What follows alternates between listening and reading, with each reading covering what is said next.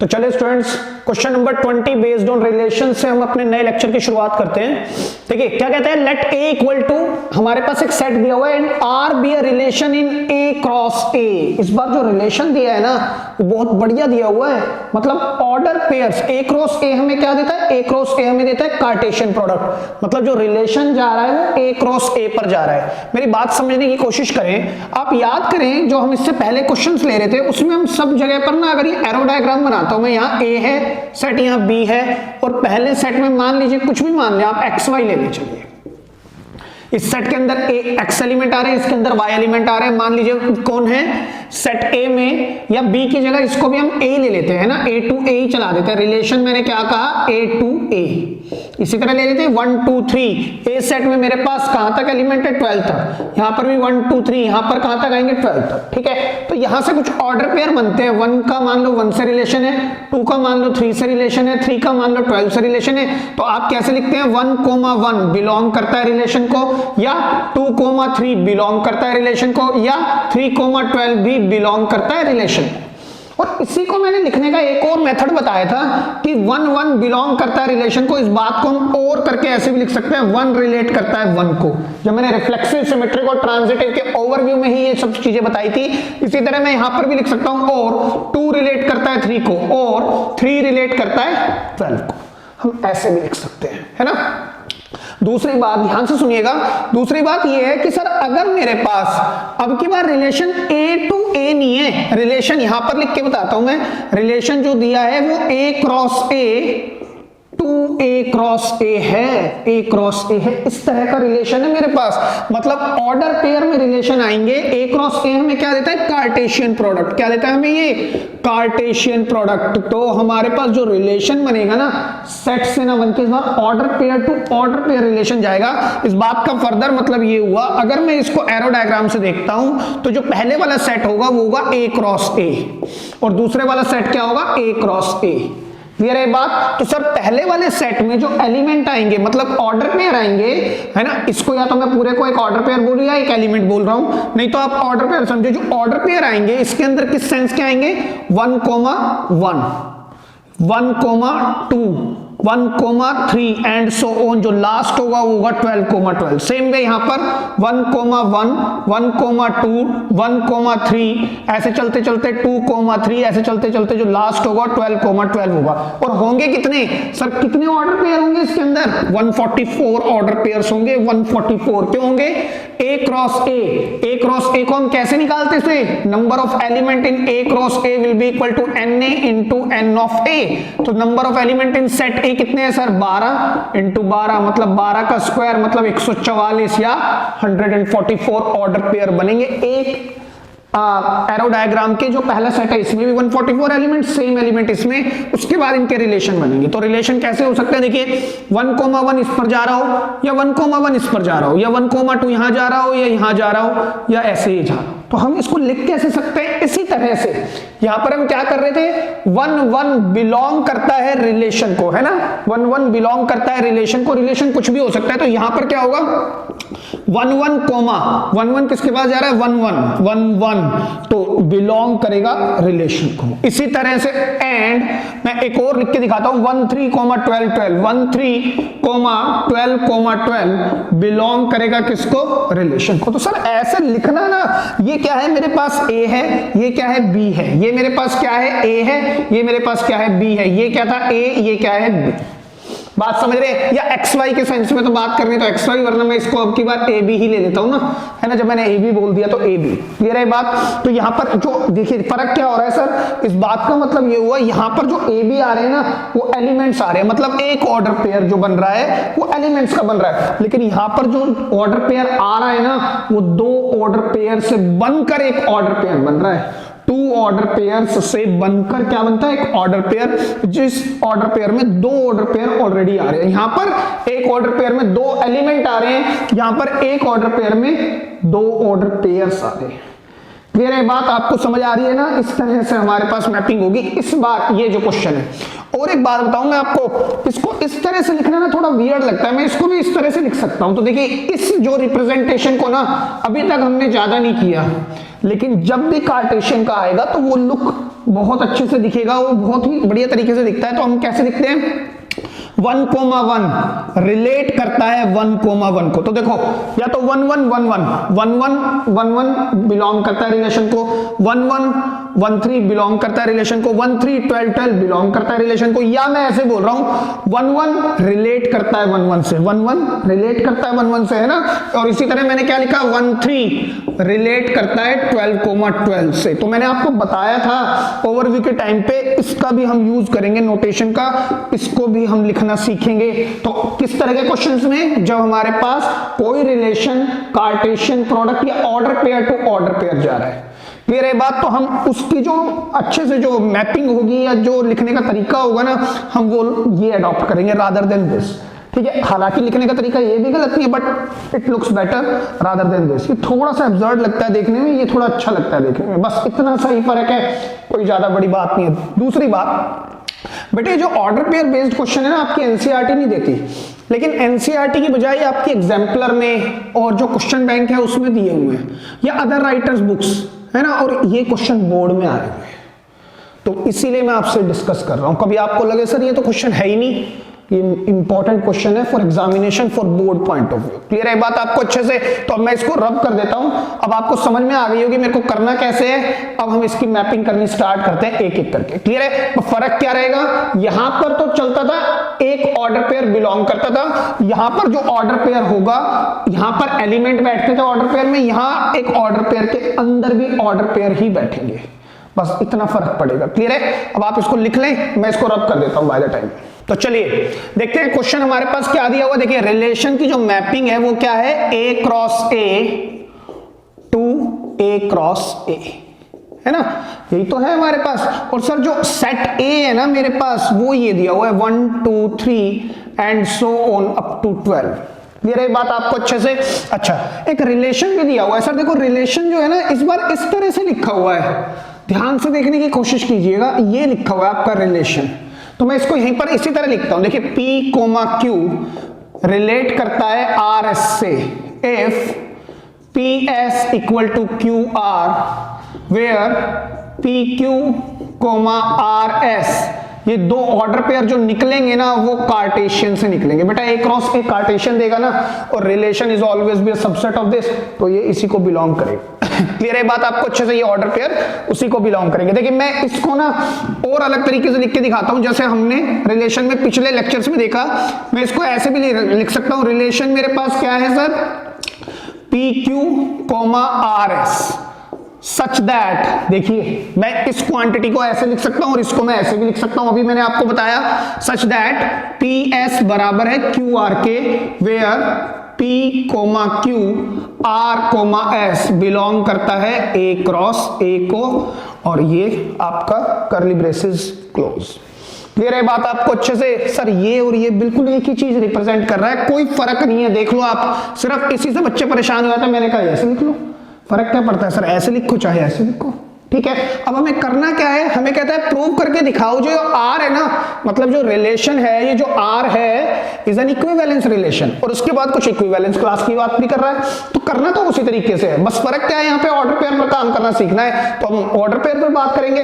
अब एक चीज और बेटा, करने से पहले ना हम लोग ये डेफिनेशन समझ लेते हैं। देखो क्या कहता है, कहता है अगर PQ रिलेट करता है RS को, या PQ और RS बिलोंग करता है रिलेशन को, या मैं बोलूं PQ रिलेट करता है RS से, या PQ RS जो ऑर्डर पेयर है जिसका नाम है PQ RS, अगर ये बिलोंग करता है रिलेशन को, तो ये डेफिनेशन है हमारी। तो देखिए डेफिनेशन कैसे जा रही है, P मल्टीप्लाई कराता है S से, मतलब बाहर वाला बाहर वाले से, है ना, इसका फर्स्ट एलिमेंट, इसका लास्ट एलिमेंट, और इसका सेकंड एलिमेंट, और इसका फर्स्ट एलिमेंट। देख लो PS equal to QR, PS equal to, चाहे यहां से देख लो, इसका पहला एलिमेंट, इसका दूसरा एलिमेंट, इसका दूसरा एलिमेंट, इसका पहला एलिमेंट, ये हमारी डेफिनेशन बन रही है, ठीक है। तो हमारे को डेफिनेशन समझनी पड़ेगी, कुछ इस तरह से बना रहा है, where PQ RS A cross A को बिलोंग करते हैं, है ना, कार्टेशियन प्रोडक्ट को। तो अब हम इसी तरह समझेंगे। सबसे पहले हमारा काम क्या है सर, रिफ्लेक्सिव। हमें क्या देखना है सर, रिफ्लेक्सिव केस, है ना। रिफ्लेक्सिव क्या कहता है, या तो हम ऐसे स्टार्ट करते हैं, एज एज, देखो पहले मैं ना एक बार ये रिफ्लेक्सिव वाला केस इस तरह से लिख के दिखाता हूं आपको, फिर जो सिमेट्रिक से मैं इस तरह से लिख के दिखाऊंगा, है ना, तो आपको जिससे कि ये ना एकदम वियर्ड ना लगे कि सर एकदम वहां पहुंच गए आप, तो मैं एक बार इससे लिख के दिखाता हूं, फिर सिमेट्रिक से मैं ये वाले ये नोटेशन लेनी स्टार्ट करूं। देखिए कैसे लिखेंगे, as P Q comma R S, ये मेरा एक ऑर्डर पेयर है जिसके अंदर एक एलिमेंट ये ए है और ये बी है, ये ए है ये बी है, ये ए है ये बी है, आप ऐसे भी सोच सकते हैं ये ए है ये बी है। As P Q R S belong करता है रिलेशन को, तो इट इंप्लाइज दैट क्या, P S equal to Q R, है ना। बट या फॉर रिफ्लेक्सिव हम क्या लिखते हैं सर, हम जानते हैं ये दोनों, यहां पर अगर ये ए है ये बी है, रिफ्लेक्सिव के लिए ए और बी इक्वल होते हैं, तो यहां पर P comma Q should be equal to R comma S, तो मैं PQ की जगह पर RS लिख सकता हूं या RS की जगह पर PQ लिख सकता हूं। तो for P comma Q comma P comma Q हम चेक करेंगे, है ना, हम इसके लिए चेक करेंगे। अब देखिए डेफिनेशन कैसे जाती है, अगर पी क्यू आर एस है तो पी एस से पहले वाला दूसरे से मल्टीप्लाई, दूसरे वाला पहले से मल्टीप्लाई, तो यहां पर क्या होगा, पी किससे मल्टीप्लाई, पहले वाला दूसरे से मल्टीप्लाई, तो यहां पर आएगा, तो it implies P Q equal to, अब दूसरे वाला किससे मल्टीप्लाई, क्यू पी, तो सर पी क्यू क्या क्यू पी के इक्वल होगा, विच इज ट्रू। सर ये बात तो बिल्कुल ठीक है ना भाई, पी क्यू को मल्टीप्लाई करो और क्यू पी को मल्टीप्लाई करो, आंसर तो सेम ही आएगा ना, तो सर ये तो बात बिल्कुल ठीक है। तो देयरफॉर हम क्या लिख सकते हैं, P comma Q comma P comma Q belong करेगा किसको, रिलेशन को, तो hence it is a reflexive relation. Clear हो रही है बात आपको, इस तरह से आपने करना, बस फर्क कुछ नहीं है, कोई फर्क नहीं है, ये ए बी था तो ए बी लेके ही चल रहा हूं मैं तो अभी, ठीक है। चलिए आगे बढ़ते हैं, सिमेट्रिक देखते हैं। सिमेट्रिक क्या कहता है, अच्छा सब अब की बार सिमेट्रिक के लिए ना मैं ये नोटेशन नहीं लूंगा और आप भी इसको नहीं लेंगे, क्योंकि ये थोड़ा सा मैं ये कहूंगा कि इसको पढ़ने में दिक्कत आती है जब मैं बात करता हूं ऑर्डर पेयर्स की, किसी एक ऑर्डर पेयर में दो बैठे हैं तो उसको पढ़ने में दिक्कत आती है, तो हम क्या करेंगे, बेटर ये है, ठीक है। तो आप देखिए कैसे लिखेंगे, as P comma Q relate करता है R कोमा S को, रिलेट करता है ना, बिलोंग नहीं कराया मैंने, रिलेट करता है, तो it implies what, P S equal to Q R, या R Q लिखता है तो R Q लिख देते हैं, Q R लिखता है तो Q R, है ना। अब हम कैसे पढ़ते थे, ये A है ये B है, अगर A रिलेट करता है B को तो B रिलेट कर जाए A को, वो सिमेट्रिक तो यही कहता था, तो हम क्या करेंगे, फॉर R S रिलेट कर जाए किसको, P कोमा Q को, तो सर इसके लिए डेफिनेशन क्या है, अगर RS PQ यहां है तो पहले वाला दूसरे से मल्टीप्लाई होगा मतलब RQ, और दूसरे वाला पहले से मल्टीप्लाई होगा मतलब SP, तो RQ को मैं QR भी लिख सकता हूं और करके, और SP को मैं PS भी लिख सकता हूं, तो QR बराबर PS या PS बराबर QR, which is again true, ये भी तो सर ट्रू है। तो देयरफॉर RS रिलेट करेगा PQ को, hence it is a symmetric relation. ये रिलेशन कैसा हुआ सर, सिमेट्रिक हुआ। क्लियर है भाई ये बात आपको अच्छे से। अब बात करते हैं हम ट्रांजिटिव की। ट्रांजिटिव में याद है आपको दो रिलेशन गिवन होते थे, तो हम इसको कैसे लिखेंगे, देखिए PQ रिलेट करता है RS को, या मैं ऐसे लिख देता हूं पहले, AB रिलेट करता है, AB बिलोंग टू, या A रिलेटेड टू B, है ना, हम इस सेंस में लिखते हैं इसको भी। मैं कैसे लिख रहा हूं, देखिए अगर A रिलेट करता है B को एंड B रिलेट करता है C को, याद आ रहा है आपको, तो A की जगह पर कौन आएगा सर, A की जगह पर तो ये आएगा PQ और RS, तो मैं A को किससे रिप्लेस कर रहा हूं, PQ से, रिलेट करता है किसको, RS को, ठीक है।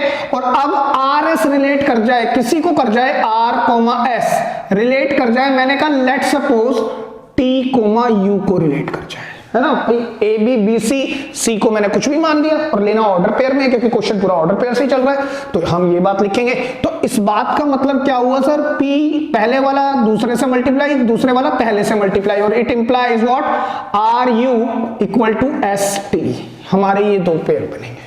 क्लियर है बात। तो मुझे क्या चेक कराना है, फॉर पी क्यू, मतलब ए रिलेट कर जाए सी को, तो पी क्यू रिलेट कर जाए टी यू को, तो मुझे इससे प्रूव क्या कराना है सर, मुझे प्रूव कराना है will be equal to P U किसके इक्वल हो जाए, मीनिंग या इंप्लाइज क्या करना है मेरे को, P U equal to Q T, मुझे ये प्रूव कराना है। मेरे को ये काम प्रूव कराना है, आप इसको चाहे इस तरह से लिख देना, ये मेरे लिए क्या है, टू प्रूव है, मुझे ऐसा काम करके लाना है ना। तो अब हम करेंगे कैसे, देखो सर हमने है ना अभी तक जितने क्वेश्चंस किए ना उसमें या तो फ्रॉम 1 and 2 कर लेते हैं, या कुछ प्लस बी माइनस बी जिसमें मोड वगैरह के थे तब हमने कर लिया था, लेकिन यहाँ पर वो मोड वाली या प्लस माइनस वाली एल्गोरिदम नहीं लगेगी भाई, चेक कर लो आप, और ना आप पूरा अच्छे से चेक करोगे तो आपको पता लगेगा ये और ये अगर मैं ऐड करता हूं तो ये तो नहीं बनेगा, माइनस करता हूं तब भी नहीं बनता है। तो इसको करने के देखो मैं दो मेथड डिस्कस करता हूं। पहला मेथड यहां लिखता हूं, मेथड 1, ध्यान से समझिएगा। मेथड 1 मैंने ये उठाया, क्या है मेरे पास, P Q related to T comma U, मुझे इस पर काम करना है ना, फॉर दिस, है ना। तो देखो मैं क्या करूंगा, मैं इसको फर्स्ट को और सेकंड को, फर्स्ट को और सेकंड को मैं क्या करूंगा, मल्टीप्लाई करा दूंगा, मल्टीप्लाई फर्स्ट एंड सेकंड। तो फर्स्ट को इससे मल्टीप्लाई कराओगे तो क्या आएगा, P S R you Q R S T. Sir एक मिनट, आपने मल्टीप्लाई क्यों कराया, देखो ध्यान से समझना, मेरे को ये पता है यहाँ पी एस है, यहाँ क्यू आर है, यहाँ आर यू है, यहाँ एस टी है, और यहाँ पर पी और यू है, पी भी चाहिए और यू भी चाहिए और क्यू भी चाहिए, पी और क्यू तो मेरे को चाहिए चाहिए और यू और टी भी चाहिए। तो आर एस और आर एस हट जाए, आर एस खत्म हो जाए, आर एस ना रहे। तो मैंने सोचा कि यार अगर मैं प्लस माइनस करता हूं तो आर एस तो हटेगा नहीं, प्लस माइनस में जो कॉमन आ जाए, लेकिन कटेगा कैसे, कटेगा नहीं, है ना। तो हमने क्या सोचा, मल्टीप्लाई करा के देखते हैं। तो देखो क्या करेंगे हम, अब मेरे को दिख रहा है सर, देखो यहां भी आर एस है, यहां भी आर एस है, आर एस से आर एस कैंसिल हो गया, ये आ गया P U equal to Q T, answer तो आ गया सर, प्रूव्ड हो गया, देख लो सर, है ना, यही तो प्रूव करना था हमारे को, है ना। लेकिन आपको याद होगा मैंने क्लास 11th में एपीजीपी जो सीक्वेंस एंड सीरीज है उससे पहले भी काफी क्वेश्चंस में हमने देखा कि वेरिएबल से वेरिएबल कटते नहीं है भाई, है ना। आप काट देते हो, बोर्ड में हो सकता है पूरे नंबर मिल जाए, लेकिन आप अगर ढंग से सीखना चाहें तो ऐसे कटेंगे नहीं है। तो हम क्या करेंगे, देखिए ध्यान से सुनना, मैं इन दोनों को, मैं इस इक्वेशन को दोबारा यहां पर रख रहा हूं, ध्यान से देखिएगा, मैं इसको एक तरफ करता हूं, P S R U minus Q R S T equal to 0, और अगर मैं यहां से कॉमन देखता हूं तो मुझे दिखता है आर एस कॉमन, यहां आएगा P U minus Q T equal to 0। अब मेरे पास 1 2 और 1 3 वेरिएबल है 0 के इक्वल, तो तीनों में से अगर एक भी वेरिएबल 0 आ जाए, मतलब आर 0 हो जाए तो ये पूरी क्वांटिटी आर एच एस के इक्वल हो जाएगी। सेम अगर एस 0 हो जाए तो ये पूरी L H S equal to R H S, अगर ये ब्रैकेट 0 हो जाए then again L H S equal to R H S. तो मेरे पास 3 कंडीशन बनती है, इधर आर 0 या S0 या PU माइनस QT बराबर 0, तो therefore PU equal to QT। एक कंडीशन ये बनी, एक ये बनी, एक ये बनी, 3 बन रही है ना। अब ध्यान से देखिएगा, वैसे तो रिजल्ट आ गया सब, लेकिन इनमें से हम लेंगे कौन सी, ये वाली क्यों इग्नोर करेंगे। अब देखिए R और S, क्वेश्चन में चलते हैं, कोई ना कोई कंडीशन दी हुई है इसने, R be a relation in A cross A defined by this PQRS।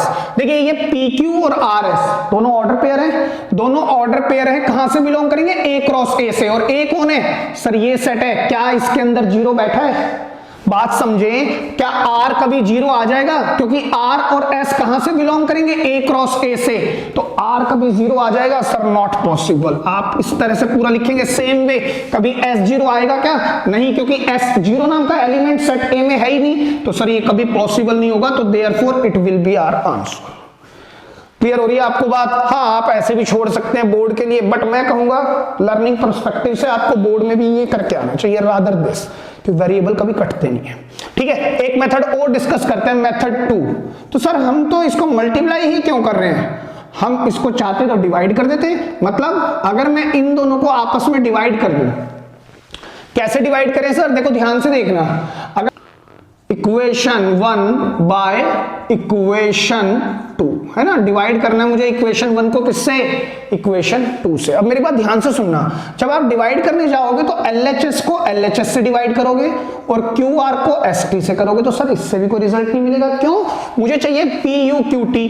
अब PU सर कुछ कैंसिल ही नहीं हो रहा, चेक करो, या तो इनको मल्टीप्लाई कराओ तो फिर ये स्क्वायर बन जाएंगे, देखो R स्क्वायर QU और फिर यहां से S स्क्वायर PT, फिर सर कुछ नहीं होगा, है ना। तो कुछ लॉजिकल सोचो।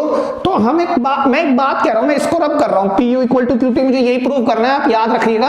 मैं 1 मिनट के लिए ना, मैं इसको स्पेस को ले रहा हूं, मुझे जो प्रूव करना है मैं नीचे समझ चुका हूं। अब देखो मैं इस सेकंड इक्वेशन को ना और करके मैं ऐसे भी लिख सकता हूं st equal to R U, ये भी तो सेकंड इक्वेशन हो सकती है। देखो ध्यान से, जिसको मैं बॉक्स में बंद कर रहा हूं, पहले इसको लिख दिया फिर इसको लिख दिया, अब डिवाइड कराओ। अब डिवाइड कराने से फायदा क्या होगा सर, ps के नीचे तो आएगा st और QR के नीचे क्या आएगा सर, RU। तो सर S से S कैंसिल, R से R कैंसिल, तो P by T equal to Q by U। जब आप मल्टीप्लाई कराएंगे तो PU equal to QT, hence proved. फिर से हमने प्रूव कर दिया, है ना। तो एक बात ध्यान से समझनी है, सर क्या एल्गोरिदम सब में इस तरह से बैठते हैं? भाई देखो, ये आपका सेंस ऑफ ह्यूमर है, आपकी अपनी कैपेबिलिटीज हैं कि आपने किस तरह से चीजों को चेक करना है। कभी कभी प्लस माइनस काम नहीं करेगा तो मल्टीप्लिकेशन डिवीजन आपने देखना है। दूसरी बात बेटा, बोर्ड में ना बहुत ज्यादा ऊपर नीचे नहीं करता। आप दो तीन क्वेश्चंस अच्छे से समझ जाओगे तो आई होप आपको एल्गोरिदम ही समझ में आ जाएगा। ज्यादा कुछ कराता नहीं है, लेकिन फिर भी आपको पता होना चाहिए नॉलेज पॉइंट ऑफ व्यू से, एक बात। दूसरी बात ध्यान से देखिएगा, सर अभी तो आपने कहा था वेरिएबल से वेरिएबल नहीं कटते, तो अब फिर काट दिया आपने। आर से आर कैसे कट जाएगा सर, एस से एस कैसे कट जाएगा, कट जाएगा। कैसे कटेगा, बिकॉज मैं यहां लिखूंगा, वैसे लिखना चाहिए, ना भी लिखें आपको तो नंबर पूरे ही मिलेंगे। Because R is not equal to 0 and S is not equal to 0। ध्यान से सुनिएगा, एस से एस तभी कट सकता है जब एस की जगह पर 1 हो, यहां भी 1 हो, यहां 2 हो, यहां भी 2 हो, यहां 3 हो, यहां भी 3 हो, यहां 4 हो या -3 हो, इधर भी -3 हो। बात समझ रहे हैं ना भाई? एस से एस कब कटेगा, -3 से -3 कैंसिल, -4 से -4 कैंसिल, √2 हो तो भी कट जाएगा, है ना। इसी तरह से आर से आर कब कटेगा, जब ये 0 ना हो। अगर यहाँ 0 हो गया तो Q into 0 0, R into 0 into U वो भी 0, तो ये किस चीज की फॉर्म देगा, 0 बाय 0। याद आया आपको class 11th limits and derivatives, जहां 0 बाय 0 फॉर्म आती थी, जहां पर आके सिंपल मैथ्स खत्म हो जाती है, तो उस क्वेश्चन को हम लिमिट्स के थ्रू लगाते थे। तो सर ये तो काम खराब कर देगा। हाँ, that is the reason R should not be equal to 0, S should not be equal to 0, तभी ये कैंसिल होगा, क्योंकि वेरिएबल्स हैं, आपको याद रखना चाहिए। दूसरी बात, सर आर और एस किसको बिलोंग करते हैं, आर और एस आएंगे ए क्रॉस ए से। ए क्रॉस ए का मतलब ये वाला सेट है ना। क्या इसमें R0 है, क्या कभी R0 आ सकता है? नहीं सर, R और S हमेशा कम से कम 1 और ज्यादा से ज्यादा 12 होंगे, और वो भी नेचुरल नंबर 1 से लेकर 12 तक, है ना। तो कभी भी R भी 0 नहीं हो सकता, S भी 0 नहीं हो सकता। दैट इज द रीजन ये कट कर सकते हैं।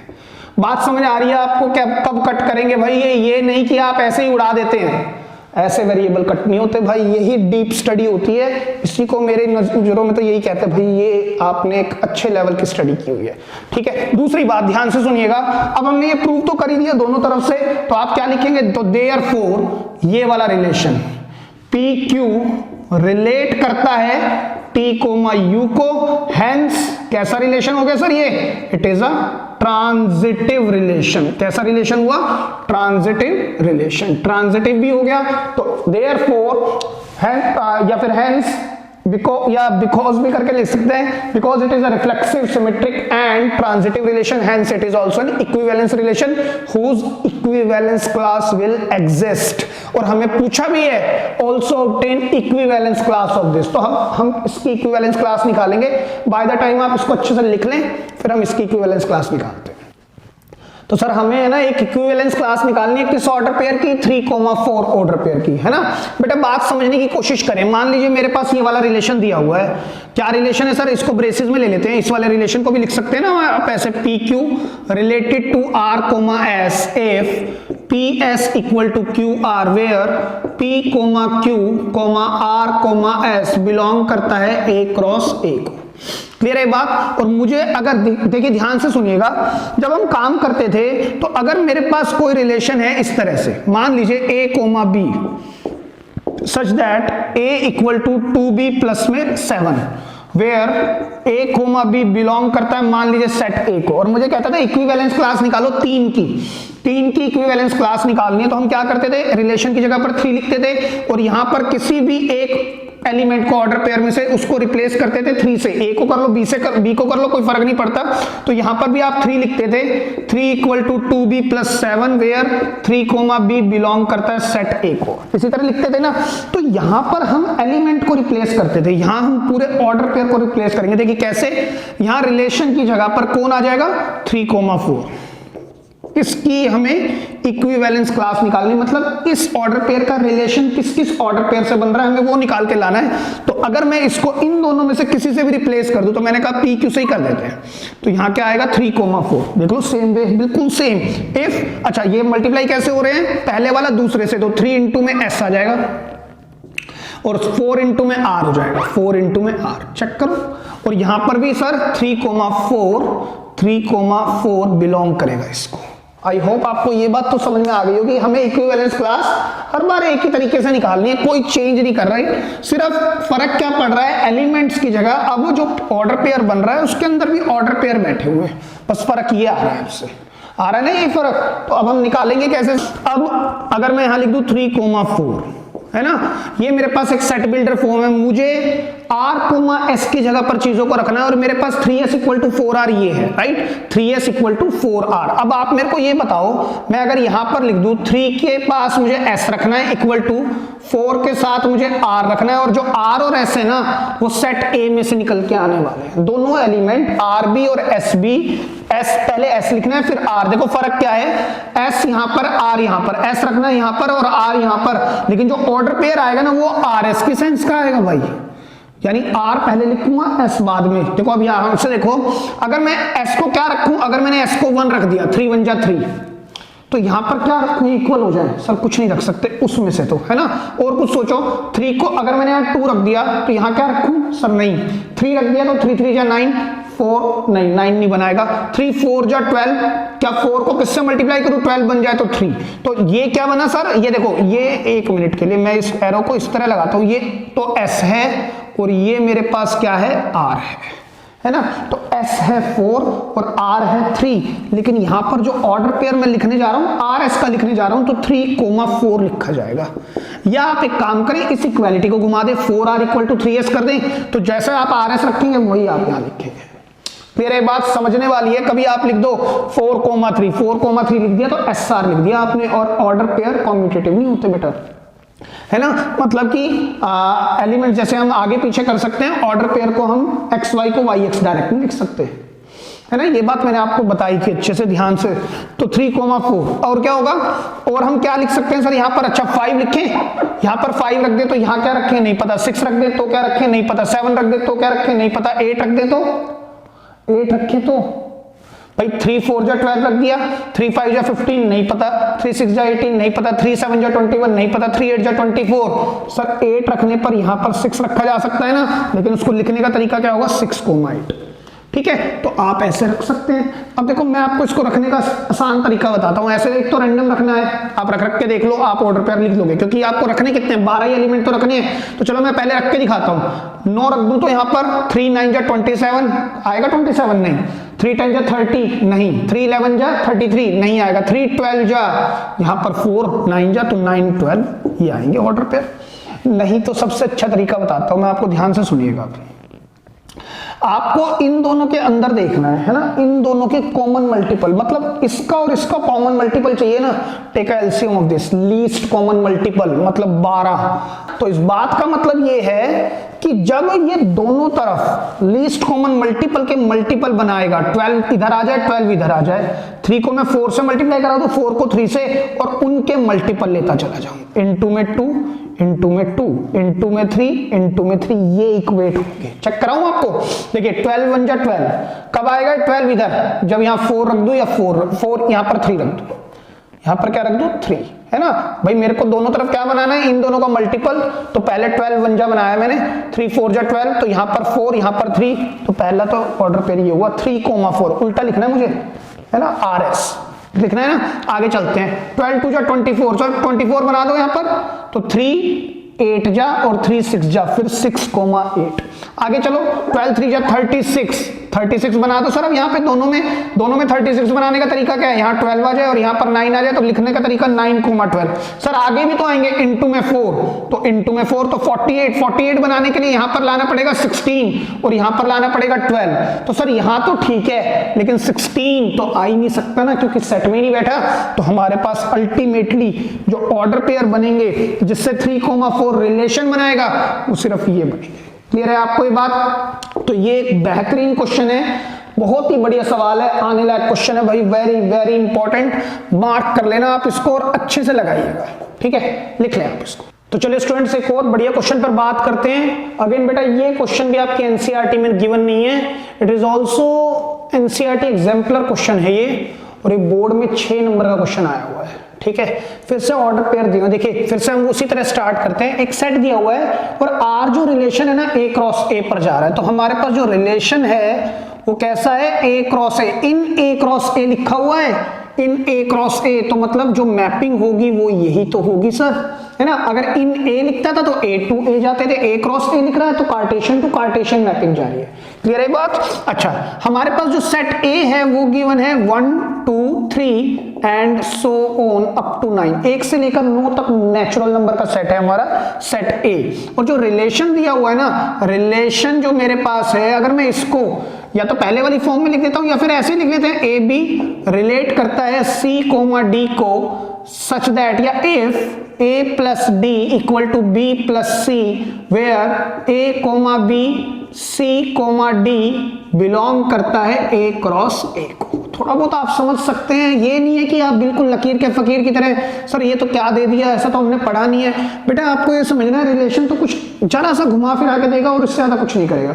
अच्छा देखो, पिछले वाले क्वेश्चन में क्या कर रहा था, पहले वाला दूसरे से मल्टीप्लाई हो रहा था तो ए डी इक्वल टू दूसरे वाला पहले से मल्टीप्लाई हो रहा था। इस बार क्या कर रहा है, पहले वाला दूसरे से प्लस हो रहा है तो दूसरे वाला पहले से प्लस करके रिलेशन दे रहा है, बस यही कर रहा है ना। और कहता है स्कोर प्रूव करके दिखाओ ये इक्विवेलेंस रिलेशन होगा। फिर कुछ इक्विवेलेंस क्लास की बात भी कर रहा है, उसकी बात बाद की। सबसे पहले हम इक्विवेलेंस रिलेशन के लिए क्या करेंगे सर, हम पहले चेक करेंगे रिफ्लेक्सिव रिलेशन, है ना। रिफ्लेक्सिव के लिए हम कैसे चेकिंग करेंगे, एज क्या लिखेंगे हम, ए बी रिलेट करता है सी कोमा डी को, इसका मतलब ये हुआ पहले वाला दूसरे से प्लस होगा और दूसरे वाला पहले से प्लस होगा, है ना। दूसरा element of first order pair will be add back to first element of the second order pair, है ना, बिल्कुल सिंपल सी बात है।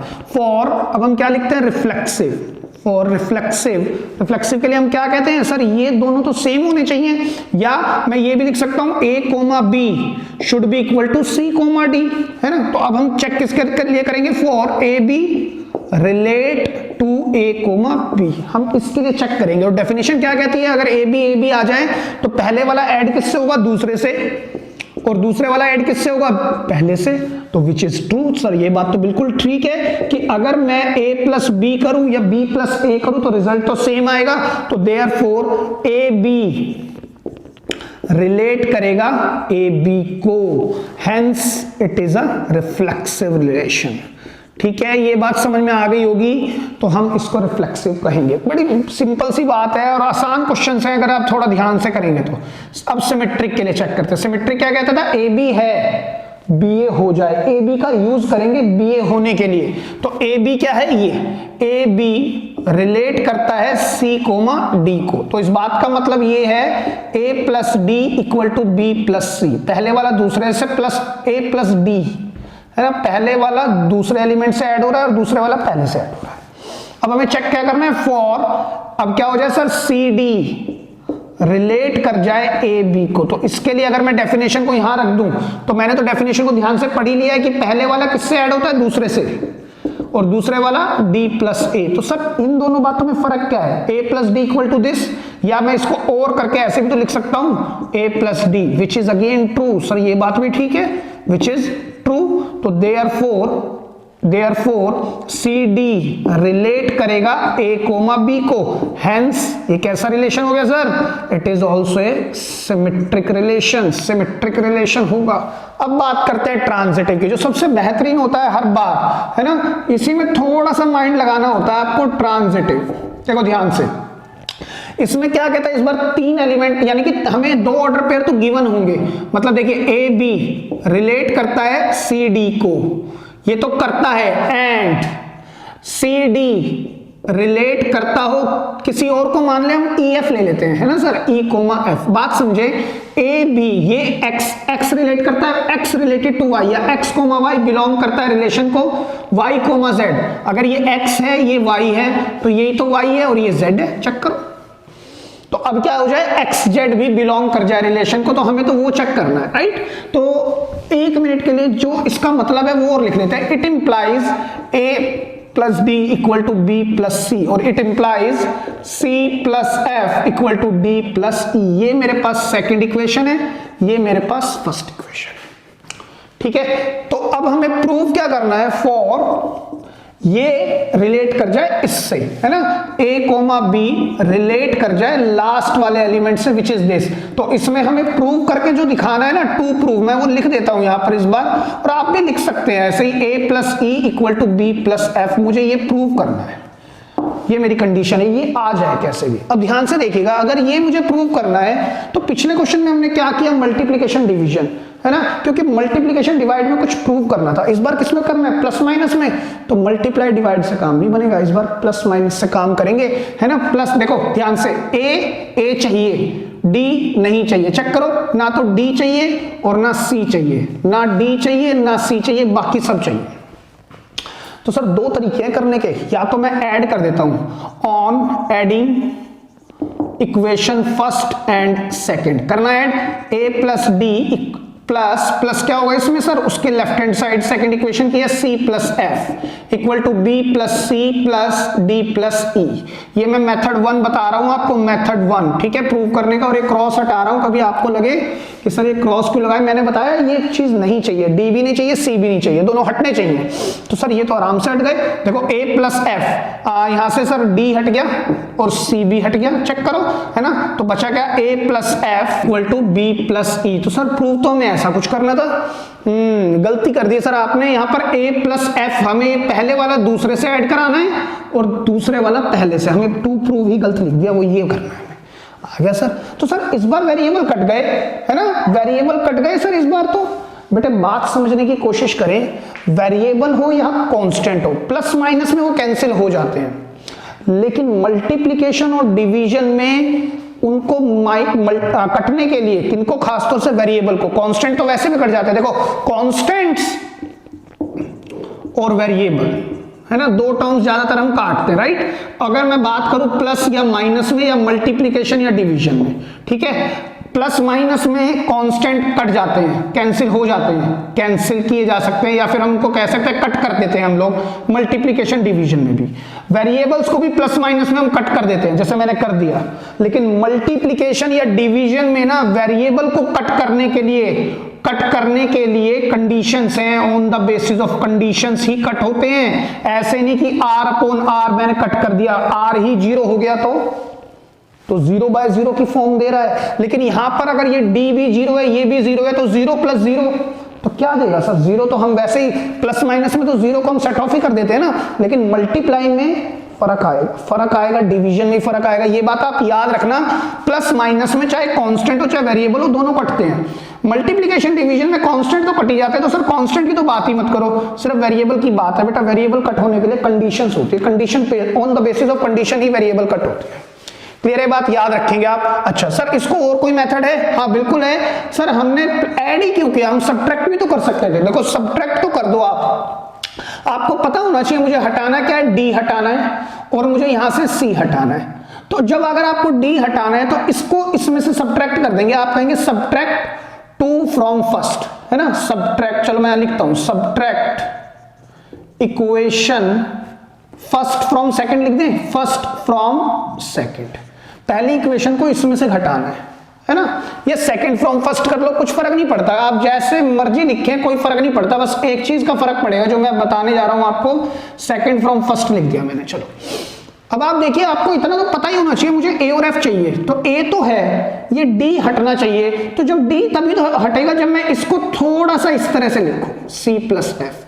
अब भी तो ये सेकंड इक्वेशन है, मैं इसको ऐसे भी तो लिख सकता हूं। अब देखो डी से डी कैंसिल हो जाएगा, यहां लिखेंगे a plus D minus E equal to b plus C minus F, c से c कैंसिल, d से d कैंसिल, तो कितना आएगा a minus E b minus F. Sir अभी भी प्रूव नहीं हुआ, कोई बात नहीं, नेगेटिव f को इधर ले आओ, a प्लस एफ और उसको उधर ले जाओ b प्लस ई, तो हेंस ये भी आ गया सर प्रूव्ड। तो आपका ये जो रिलेशन है, तो therefore you can say A B relate करता है किसको, ई कोमा एफ को, हेंस ट्रांजिटिव। तो सर अब ये रिलेशन आप क्या लिखेंगे, because this relation is reflexive, symmetric and transitive, hence equivalence relation. तो उसकी इक्विवेलेंस क्लास एग्जिस्ट करेगी। और अब आप इसको लिख लें क्योंकि मुझे स्पेस खाली करना है, मैं इसकी इक्विवेलेंस क्लास और बताता हूं। क्लियर है, लिख लें आप। तो चलिए स्टूडेंट्स इसकी इक्विवेलेंस क्लास और देखते हैं कैसे लिखते हैं सर हम। अभी मैंने आपको पिछले क्वेश्चन में बताया था मुझे इसकी इक्विवेलेंस क्लास देखनी है, तो मैं यहाँ क्या करूंगा, जो ये मेरा रिलेशन है ना इसमें किसी भी एक ऑर्डर पेयर को इससे रिप्लेस कर देंगे 2,5 से, है ना। तो मैं फिर से फर्स्ट वाले को ही कर देते हैं जिससे आप लोग भी है ना गलती ना करें। मैं ये कहूंगा कि आप एक ही को करें, ये नहीं कि जैसे मैं बता रहा हूं मेरा तो काम है दोनों तरह से बताना, लेकिन आप एक ही चीजें को अडॉप्ट करें जिससे आप में स्पेशलाइजेशन आए, जिससे गलती होने की संभावना कम से कम। क्लियर है। तो अब देखिए यहां पर क्या हो जाएगा, इफ 2 + d ऐड कैसे हो रहा था, हमने तो डेफिनेशन पढ़ ली पहले वाला दूसरे से, तो 2 + d equal to 5 + c, where 2,5 and c, d belong करेगा Cartesian product a cross a को। क्लियर है बात। अब सर देखो मेरे को ये कंडीशन मैच करानी है और मुझे इसके क्या लिखने हैं, 2,5 नाम का ऑर्डर पेयर किस किस से रिलेट होने वाला है, मुझे है ना वो सभी ऑर्डर पेयर लिख के दिखाने हैं।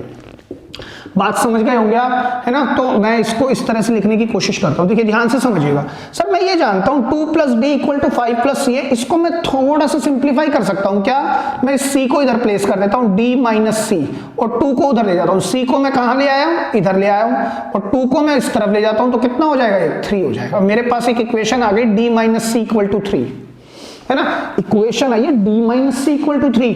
तो मैं d को कुछ भी रखूं, जैसे मैंने d को 1 रख दिया वहां से, तो 1 में से मैं क्या माइनस करूं कि 3 आ जाए। ऐसे मत सोचो, आप छोटे वाले को रखो क्योंकि आपको -3 नहीं चाहिए, ये छोटा चाहिए, ये छोटा होना चाहिए, ये पॉजिटिव वाला बड़ा होगा तभी तो पॉजिटिव नंबर आएगा।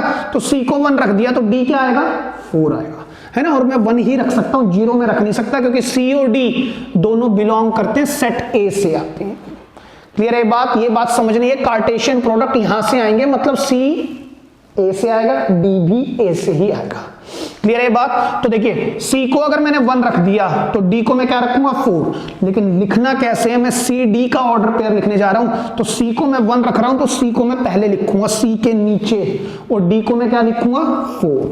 तो सर 4 - 1 3, आप ऐसे पढ़ेंगे इसको। क्लियर है बात। अब आपको समझ में आ गया होगा रेंज क्या बनेगी। तो सर c को बढ़ा दो, 1 से ऊपर कर दो, 2 ले आओ। c अगर 2 रख दिया तो ये क्या होगा, 5। अब c को अगर 3 रख दिया तो y क्या होगा, 6। अगर मैंने 4 रख दिया तो ये क्या होगा, 7। अगर मैंने इसको 5 रख दिया तो ये क्या होगा, 8। अगर मैंने 6 रख दिया तो ये क्या होगा, 9। अगर इसको 7 रख दिया तो ये क्या होगा, 10। लेकिन सर ये तो गलत है। क्यों गलत है, क्योंकि c और d दोनों बिलोंग करते हैं सेट a को ही। c 7 तो बिलोंग करता है, 10 बिलोंग करता है, नहीं करता तो सर ये ऑर्डर पेयर नहीं लिखा जाएगा। तो इसकी इक्विवेलेंस क्लास ये होगी। इक्विवेलेंस क्लास का मतलब ये जो ऑर्डर पेयर होगा ना, या ये वाला एलिमेंट रिलेशन बनाएगा इन सब के साथ। क्लियर है बात। अब आप इसको लिख लें बेटे। और एक बात, यही क्वेश्चन ना सेम क्वेश्चन मैं आपको एक बार और करने को दे रहा हूं, और उसको क्वेश्चन नंबर 22 लिख रहा हूं मैं, ठीक है। यहां पर आप स्क्वायर लगा लें, स्क्वायर लगा के करेंगे, ठीक है। क्वेश्चन होगा, ध्यान से करेंगे आप लोग, ठीक है। क्वेश्चन नंबर 22 पे मैंने क्या किया, इसी रिलेशन में मैंने स्क्वायर लगा दिए। मतलब क्या हो रहा है, रिलेशन किस तरह का है, पहले वाले का स्क्वायर प्लस सेकंड वाले का स्क्वायर, इसी तरह से इक्वल टू दूसरे वाले का स्क्वायर प्लस पहले वाले का स्क्वायर। इस तरह से हमने कर दिया है। वहां पर पावर 1 थी, यहां स्क्वायर लगा दिया। ये वाला क्वेश्चन आप बनाएंगे। क्लियर है बात, लिख लें आप इसको। तो चलिए स्टूडेंट्स एक और बहुत ही इंपॉर्टेंट क्वेश्चन पर बात करते हैं, ठीक है। वही उसी तरह का क्वेश्चन है, कहता है let n denote the set of all natural numbers. जो मेरे पास सेट दिया हुआ है ना, इस बार सेट a नहीं दिया, इस बार सेट दिया नेचुरल नंबर का, और जो रिलेशन है वो n to n जा रहा है। तो रिलेशन की जो मैपिंग है वो तो है sir n cross n to n cross n, ये मेरी मैपिंग है, राइट। और मेरे पास जो सेट दिया हुआ है ना बेटा, सेट n, सेट जो दिया हुआ है वो क्या है, set of all natural numbers. ये बात आपको समझ में आ गई होगी, जो सेट दिया हुआ है वो नेचुरल नंबर का सेट है। या फिर आप इसको अगर रोस्टर फॉर्म में लिखना चाहें तो सेट n को आप कैसे लिख सकते हैं, 1 2 3 4 5 एंड सो ऑन, आप ऐसे लिख सकते हैं और करके। अच्छा सर एक रिलेशन भी दिया हुआ है। रिलेशन क्या है हमारे पास, रिलेशन को ना इस तरह से दे रहा है कि r इज इक्वल टू, या तो आप इसी तरह लिखना चाहें ऐसे लिख लें, ए बी रिलेट करता है c, d को इफ A D B plus C equal to B C A plus D. Clear है? या फिर आप इसको ऐसे भी लिख सकते हैं और आप इसको डायरेक्ट ऐसे लिखें तो भी वही बात है। क्या कहता है? Order pair A B relate करता है सी डी से अगर A D equal to B plus C. ध्यान से समझिएगा, जो ये आउटर वाले हैं ना ए और डी, ये मल्टीप्लाई हो रहे हैं, जो इनर वाले हैं दोनों प्लस हो रहे हैं। चेक करो। इसी तरह से अब की बार इनर वाले मल्टीप्लाई हो रहे हैं, आउटर वाले प्लस हो रहे हैं। ध्यान से देखो, पहले ए डी मल्टीप्लाई हुए, आउटर वाले मल्टीप्लाई हुए, इनर वाले प्लस हुए। इस वाले में क्या किया? इक्वल टू के आरएचएस में इनर वालों को मल्टीप्लाई किया, आउटर वालों को प्लस किया। ये जो हमारे पास डेफिनेशन दी हुई है ना रिलेशन की, वो कुछ इस तरह की दी हुई है। रिलेशन इस तरह से डिफाइन है। क्लियर है? तो अब हमारे को करना क्या है? कहता है शो करके दिखाओ it is an equivalence relation. तो बहुत आसान है, स्टार्ट करते हैं पहले इसको। ठीक है, रिफ्लेक्सिव के लिए अब हम कैसे लिखेंगे? As A comma B relate करता है सी कोमा डी को। अगर ये इसको रिलेट करता है तो इट इंप्लाइज जो आउटर वाले हैं उनकी मल्टीप्लाई और इनर वालों की प्लस इक्वल है बी सी इंटू ए प्लस डी। लेकिन मुझे किसके लिए देखना है? For reflexive. फॉर रिफ्लेक्सिव हम क्या जानते हैं सर? ये जो ए बी और ये जो ऑर्डर पेयर है ना, दोनों इक्वल होते हैं। तो ए बी यानी सी डी की जगह पर मैं ए बी रख सकता हूँ, या ए बी की जगह पर मैं सी डी भी रख सकता हूँ। तो देयरफॉर या फोर दोबारा लिख के आप क्या लिखेंगे? ए बी रिलेट करता है किसको? ए कोमा बी को। इसके लिए हमें चेक करना है। तो अब डेफिनेशन क्या कहती है? आउटर वालों की multiply A B implies that A B और इनर वालों की plus B plus A equal to, अब इनर वालों की मल्टीप्लाई और आउटर वालों की प्लस ए प्लस बी। तो इसको आप देखो, ध्यान से देखो, A B plus A plus B. तो सर और करके मैं ऐसे भी तो लिख सकता हूं A B A plus B A plus B which is true, है ना? ये तो अपने आप के इक्वल होगा ही होगा। अगर ये इक्वल होगा तो hence it is a reflexive relation.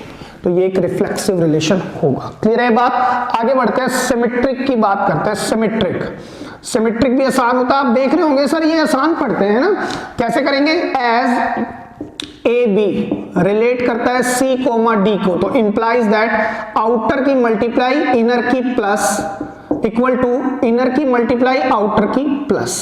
अब मुझे क्या चेक करना है? मुझे चेक करना है उल्टा पुल्टा, मतलब सी डी रिलेट कर जाए ए कोमा बी को। तो सर इसका मतलब ये होगा आउटर की तो मल्टीप्लाई और इनर की plus D plus A will be equal to inner की मल्टीप्लाई आउटर की प्लस। और करके मैं इसको लिख रहा हूं बेटा B C A plus D और A D B plus C. आप चेक करो सर, ये और ये बिल्कुल सेम है। B C A plus D ये रहा, ए डी बी प्लस सी ये तो रहा। तो हेंस या फिर विच is again true, which is true. आप इसको भी लिख सकते हैं, ये बात भी बिल्कुल करेक्ट है। तो मतलब तो therefore we can say C comma D relate करेगा ए कोमा बी को, hence it is a symmetric relation. ठीक है बेटा, मैंने ये लाइन यहां नहीं लिखी थी, यहां पर लिख लेना। तो देयरफॉर ए बी रिलेट करेगा ए कोमा बी को, है ना? तो हेंस इट इज रिफ्लेक्सिव। अब बात करते हैं ट्रांजिटिव पर। हमें लास्ट टेस्ट करना और यही बढ़िया होता है। आप देख भी रहे हैं कि ये ज्यादा अच्छा बनता है। देखो करना क्या है हमारे को ट्रांजिटिव के लिए? कहता है एज ए बी तो रिलेट करता है सी डी को, एंड है ना, ये ए है ये बी है, या ये एक्स है ये Y, X relate to Y and Y relate to Z. Y कौन है? सी डी रिलेट कर जाए किसको? ई कोमा एफ को। तो इस बात का मतलब ये हुआ A D B plus C equal to B C A plus D. Check करें। और इस बात का मतलब क्या हुआ? सी एफ आउटर वाले मल्टीप्लाई होंगे तो इनर वाले प्लस होंगे। इसी तरह से जब इनर वाले मल्टीप्लाई होंगे तो आउटर वाले प्लस होंगे, है ना? यही तो बात कर रहा है और कुछ नहीं कर रहा। क्लियर है बात आपको अच्छे से? अब जो मुझे प्रूव करना है ना उसकी बात कर लेते हैं। हमें जो प्रूव करना है मैं यहां पर लिखता हूं टू प्रूव। मैं एक काम करता हूं, टू प्रूव को मैं यहां लिख देता हूं बेटा, मेरे को स्पेस कम पड़ेगा इसलिए मैं बोल रहा हूं। टू प्रूव मुझे क्या करना है? ए बी रिलेट कर जाए ई कोमा एफ को। तो इस बात का फर्दर मतलब क्या हुआ? जो मुझे प्रूव करना है A F B plus E equal to B E and A plus F, मुझे ये प्रूव करके लाना है। चेक करो ध्यान से।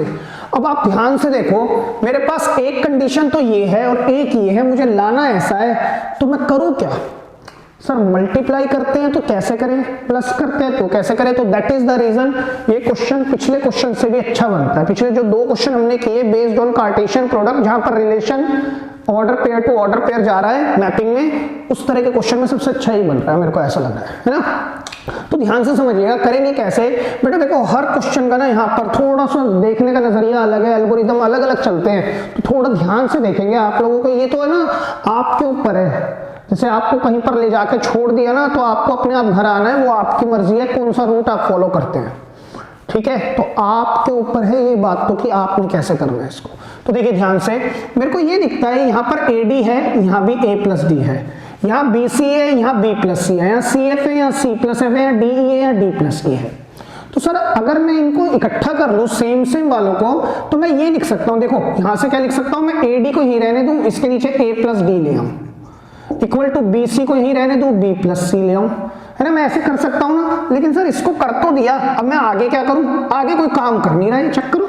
तो ये स्टेप तो हमारा गलत हो गया। उसका रीजन क्या है मैं आपको ये बता रहा हूं कि मैं ना न्यूमरेटर को ब्रेक नहीं कर सकता, मैं न्यूमरेटर को ब्रेक नहीं कर सकता। या तो स्टेप से आप इसको रेसिप्रोकल ले लो, नहीं तो आप एक काम दोबारा करो, आप दोबारा आओ इस पर और ऐसे करो कि न्यूमरेटर में प्लस आए, मतलब A प्लस D को तो आप वहीं रहने दो, उसके नीचे लेके आओ किसको? AD को, और B प्लस C को आप यहीं रहने दो, उसके नीचे लाओ BC को। ये चीजें हमने ना इंटीग्रेशन में भी सीखी थी कि न्यूमरेटर में जब जब प्लस होगा तो डिवीजन ब्रेक किया जा सकता है। तो मैं इसको लिख सकता हूं B upon BC plus C upon BC equal to A upon में AD प्लस D अपॉन में AD। फायदा क्या हुआ? A से A कैंसिल, D से D कैंसिल, C से C और B से B।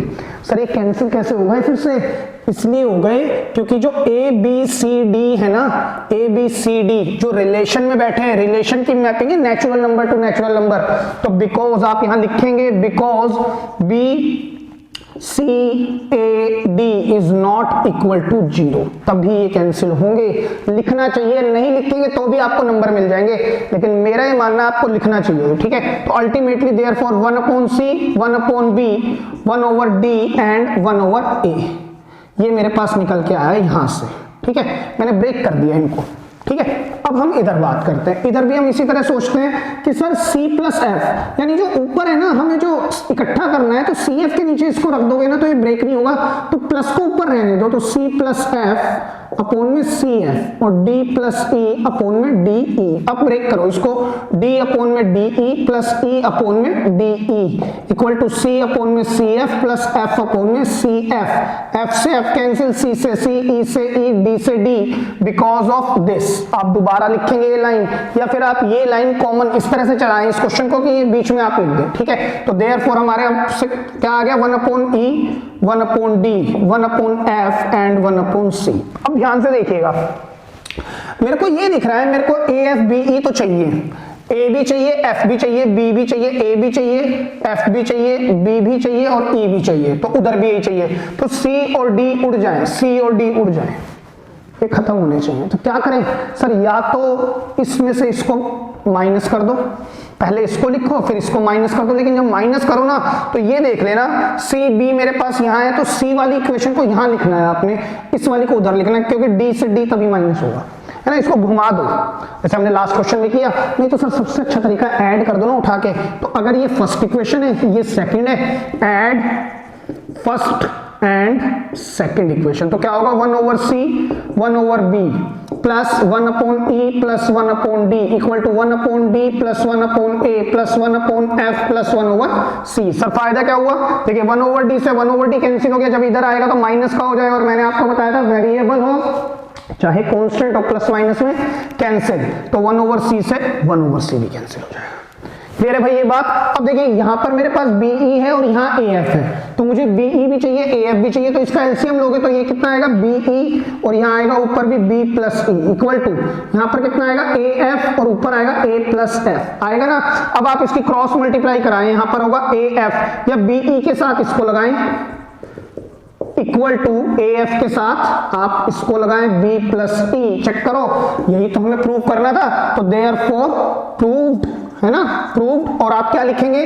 तो देयरफॉर इट रिलेट्स, यानी आप यहां लिख देंगे देयरफॉर A, B रिलेट करता है C, D, hence it is transitive, thereby this particular relation is an equivalence relation। Clear हो गई होगी आपको ये बात। एक बढ़िया सवाल है, पेपर में आने लायक क्वेश्चन है, अच्छे से करिएगा इसको, लिख लीजिए।